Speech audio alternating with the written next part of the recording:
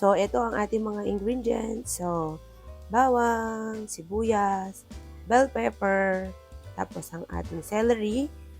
Ito naman sa ating mga gulay. So, prepare lang natin sila ng ganito. Ang ating repolyo. Ayan, repolyo. Ayan, so, ang ating sahog, ang manok. Para sa ating gatas, Alaska Evaporada. Pero nasa iyo kung anong brand ang gusto mo. Mamaya, i-add natin itong dalawang itlog para sa ating sopas. Siyempre, yung ating shell. So, merong mga iba-ibang brand. So, ito ang aming available sa aming talipapa. So, ito ang ating lulutuin for today. Are you ready?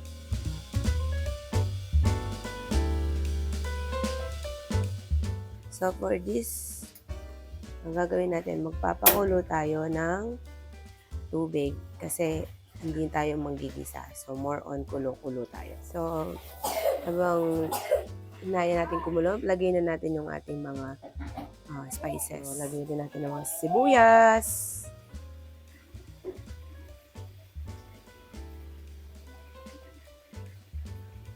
Sumama yung isang celery. Add lang tayo ng konting asin kasi mamaya lalagay mo pa siya ng seasoning at yung pinagkuluan ng manok.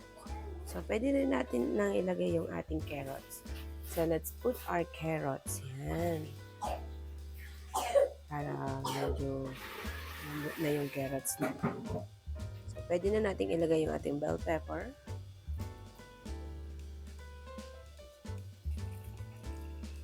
Pero bigyan natin ng lugar yung ating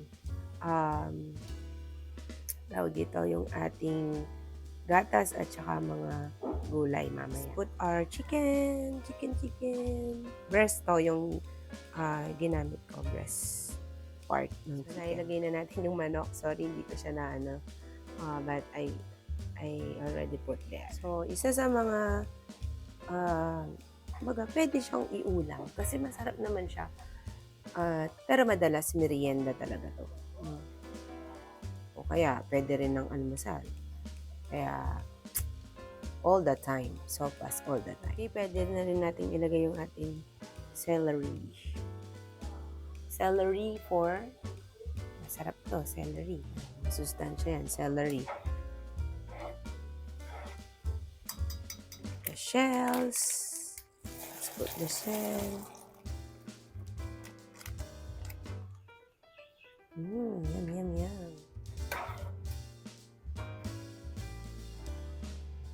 So, pag okay na yung shell natin, lagay na natin yung ating repolyo. Yan. Lagyan na natin siya ng seasoning.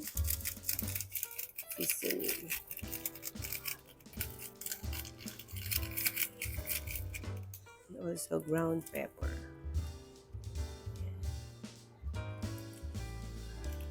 So, pwede na natin ilagay yung ating mga repolyo. Ayan.